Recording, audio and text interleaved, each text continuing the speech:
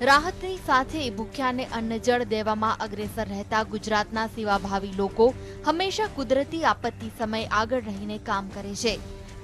આવા જ દ્રશ્યો જોવા મળ્યા વાંકાનેર ખાતે, જ્યાં માહિકા ગામે 125 કુટુંબોને સલામત સ્થળે ખસેડાયા। તંત્રે તેમના રહેવા જમવાની વ્યવસ્થા કરી, જેમાં વાંકાનેરની લોહાણા મહાજનવાડીમાં 2000 આશ્રિતોની સેવા અર્થે તેમના માટે ભોજનની વ્યવસ્થા કરાઈ। વાંકાનેરમાં રાત્રે 12 વાગ્યે લગભગ સમાચાર આવ્યા કે મચ્છુ 1 5 ફૂટ ઓવરફ્લો છે। ત્યારબાદ પાણી વધતું જ જતું હતું, એટલે વાંકાનેર નગરપાલિકાનો સમગ્ર સ્ટાફ, અમારો માલધારી સ્ટાફ અને અમારું ગ્રુપ એ બધાએ ભેગા થઈ અને એ 20 થી 25 ગાડીઓ અમારા મિત્ર મંડળની, નગરપાલિકાના વાહનો અને અન્ય બીજા વાહનો જે પણ નીકળે એને ઊભા રાખી અને અહીં પહોંચાડ્યા છે। આમ સૌરાષ્ટ્રમાં મેઘતાંડવની સામે માનવતાની મહેર જોવા મળી।